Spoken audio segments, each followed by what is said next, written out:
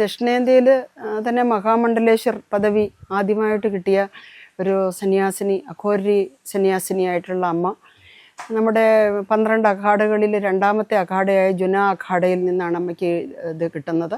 അമ്മയുടെ സ്വദേശം രാമേശ്വരമാണ്. മിക്കവാറും തന്നെ വടക്കേ ഇന്ത്യയിലാണ്. അപ്പോൾ അങ്ങനെ ഒരു അമ്മയെ ഇവിടെ വരുത്തി, അമ്മയെ കൊണ്ട് തന്നെ ഇവിടുത്തെ ഈ ശനിയുടെ മാറ്റം, അത് വിശേഷാൽ ശനി കുംഭരാശിയിൽ നിന്നാണ് മാറുന്നത്. ആ കുംഭരാശിയിൽ നിന്ന് മീനം രാശിയിലേക്ക് മാറുന്ന ഒരു സമയത്ത് അമ്മയെപ്പോലെയുള്ളൊരു മഹാത്മാവിനെ കൊണ്ടുവന്ന് ഇവിടെ കൊണ്ടുവന്നൊരു ശനീശ്വര യാഗം, അതായത് അതിൽ നിന്ന് ഏറ്റവും വലിയൊരിതെന്ന് പറഞ്ഞാൽ സ്ത്രീകൾക്ക് യാഗം ചെയ്യാമോ, സ്ത്രീകൾക്ക് അർച്ചന ചെയ്യാമോ, സ്ത്രീകൾക്ക് പൂജ ചെയ്യാമോ, ഇങ്ങനെയുള്ള നിരന്തരം ചില ചോദ്യങ്ങളൊക്കെ മനുഷ്യരുടെ ഇടയിലുണ്ട്. അപ്പം അങ്ങനെ നിൽക്കുമ്പോൾ ഇതിനൊന്നും ഒരു ഭേദമില്ല. ഈശ്വരന് ഉച്ചനീചത്വങ്ങളില്ല, ശുദ്ധാശുദ്ധങ്ങളില്ല, മറ്റു വേർതിരിവുകളൊന്നും ഇല്ല എന്നുള്ളതിൻ്റെ ഏറ്റവും വലിയൊരു തെളിവാണ് ഈ പറയുന്ന പണ്ടത്തെ ഋഷീശ്വരന്മാർക്കെല്ലാം ഭാര്യമാരുണ്ടായിരുന്നു. അവരെല്ലാം അങ്ങനെ തന്നെ ജീവിച്ചവരാണ്.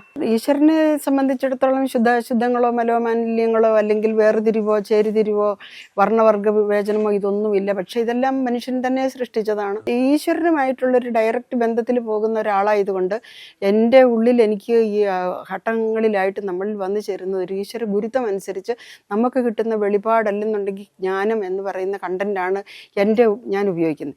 അതുകൊണ്ട് ഏതൊരു വ്യക്തി വരുമ്പോഴും അവർക്ക് എന്താണോ ആവശ്യം, എന്ത് ചെയ്യണമെന്നൊരു ബോധ്യം നമ്മുടെ മനസ്സിലുണ്ടാവും. അപ്പം ഇവരോട് അന്യായം ചെയ്യാൻ പാടില്ല. കാരണം ഇവർ സാധുക്കളാണ്. ഇനി സമ്പന്നരാണെന്നും പറഞ്ഞ് അവരുടെ കയ്യിൽ നിന്ന് കൂടുതൽ മേടിക്കാൻ പാടില്ല. കാരണം ഒരു നന്മ ചെയ്തിട്ട് അവർക്ക് റിസൾട്ട് കിട്ടുവാണെങ്കിൽ അവരോട് പറയാമല്ലോ, ഭഗവാന്റെ ഒരു ആവശ്യത്തിന് നിങ്ങൾ ചെയ്യണം എന്ന് നമുക്ക് ധൈര്യമായിട്ട് പറയാമല്ലോ. അപ്പം അത്തരക്കാരാണ് ഇവിടെ നമുക്കുള്ളത്. പിന്നെ ആർക്കൊക്കെ കാര്യങ്ങൾ സാധിച്ചു, എന്തുമാത്രം ആൾക്കാർ കാര്യം സാധിച്ചു പോയെന്ന് ഞാനിതുവരെ ആരുടെയും ഒരു നോട്ട് കുറിച്ചിട്ടില്ല. മഹാമണ്ഡലേശ്വർ ആത്മസിദ്ധർ ലക്ഷ്മി അമ്മ അഘോരി സന്യാസിനിയാണ്.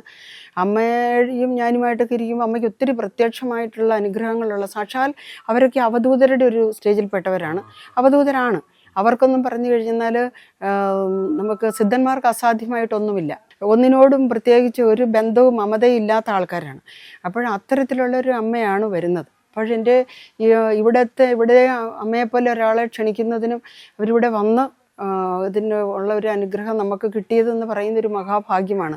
പിന്നെ ഭാഗ്യവശാൽ ഈ അമ്മ എനിക്ക് ഗുരു സ്ഥാനീയ കൂടിയാണ് എന്ന് കൂടി പറയാനായിട്ട് ഞാൻ ഈ അവസരം ഉപയോഗിക്കുകയാണ്. 2021 അമ്മ എനിക്ക് കാണാനിടയാകുന്നത്. അന്ന് ഇതുപോലെ അഘോരി സന്യാസിനി അല്ലെ ഈ ലെവലിലേക്കൊന്നും അമ്മ എത്തിയിരുന്നില്ല. പക്ഷെ അമ്മ മിക്കവാറും വടക്കേ ഇന്ത്യയിലാണെന്ന് നമുക്കറിയാമായിരുന്നു. പക്ഷെ പിന്നീടാണ് കാര്യങ്ങൾ നമുക്ക് തിരിച്ചറിയാൻ ഇടയായതും നമുക്ക് ആ ഒരു ശിഷ്യ എന്നുള്ള രീതിയിൽ ഈ കോവിൽ കെട്ടി. അപ്പോൾ ഇതിൻ്റെ അമ്മയുടെ ഒരു ഡയറക്ഷൻ ഉണ്ടായിരുന്നു, ഇതിന് അനുഗ്രഹം. ഇപ്പോഴത് ശനി മാറുന്നു എന്ന് പറയുന്നത് ഉത്രട്ടാതി നക്ഷത്രം മാർച്ച് മാസം 29-ാം തീയതിയിലെ ഉത്രട്ടാതി നക്ഷത്രമാണ്. അന്ന് ശരിക്കും പറഞ്ഞു കഴിഞ്ഞാൽ അമാവാസിയാണ്. അന്ന് രാത്രി 11 മണിയോടുകൂടിയാണ് ശനി മാറുന്നത്. അപ്പോൾ നമ്മൾ അന്നത്തെ ദിവസം ശനി അമാവാസി നാളിൽ വർഷത്തിൽ 1-2 പ്രാവശ്യമാണ് ശനിയാഴ്ചയും അമാവാസിയും കൂടെ ഒത്തുവരുള്ളൂ, കറുത്തവാവ് കൂടി. ഈ കറുത്തവാവ് എന്ന് പറയുന്നത് പിതൃപ്രീതിക്ക് വേണ്ടിയും മറ്റു ചില ക്ഷേത്രങ്ങളിൽ വിശേഷമായിട്ട് ആചരിക്കുന്ന ഒരു ദിവസം കൂടിയാണ്. അപ്പോൾ ശനിയാഴ്ചയും അമാവാസിയും കൂടെ ഒത്തുവരുന്ന ദിവസം ഏത് പൂജ ചെയ്താലും അതിന് ഇരട്ടി ഫലമെന്നാണ് ആചാര്യന്മാർ പറഞ്ഞിട്ടുള്ളത്. അന്നത്തെ നക്ഷത്രം ഉത്രട്ടാതിയാണ്. ഉത്രട്ടാതി നക്ഷത്രത്തിന് ദശാനാഥൻ ശനീശ്വരനാണ്. അന്ന് ശനി മാറുന്നു. കുംഭം രാശിയിൽ നിന്ന് ശനീശ്വരൻ മാറുവാണ്.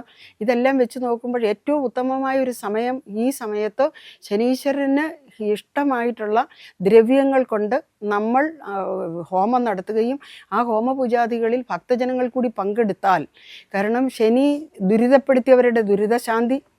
ഇനി ഒരു കൂട്ടം ആൾക്കാർക്ക് ശനി തുടങ്ങാനിരിക്കുന്നു, മറ്റു ചിലർക്ക് മധ്യമഭാഗത്തിൽ, ചിലർക്ക് തീരാൻ പോകുന്നു. ഇങ്ങനെ വിവിധ സാഹചര്യത്തിലൂടെ പോകുന്നവർക്ക് ഈ ഒരു അവസരം തുടക്കത്തിലാണെങ്കിലും അതിലുപരി അവരെ കൊണ്ടും വരുന്നവർക്കും നമ്മൾ ഹോമദ്രവ്യങ്ങൾ കൊടുത്ത് അവരെ കൊണ്ടും ആ ഹോമദ്രവ്യം അർപ്പിച്ച് അവർക്ക് അവരുടെ സങ്കടങ്ങൾ ഒക്കെ ഈശ്വരനോട് പറഞ്ഞ് അവരുടെ ദുരിത കാഠിന്യത്തെ കുറയ്ക്കണം. അത് തുടങ്ങുന്ന ദിവസം തന്നെ ശനീശ്വര സൗധത്തിലെത്തി ഭഗവാനോട് നേരിട്ട് നമ്മൾക്കത് പങ്കുവയ്ക്കാനായിട്ട് പറ്റുമെന്ന് പറയുന്ന ഒരു വലിയ കാര്യം. നമ്മൾ പ്രതിഷ്ഠ വെച്ചത് കുംഭമാസത്തിലാണ്.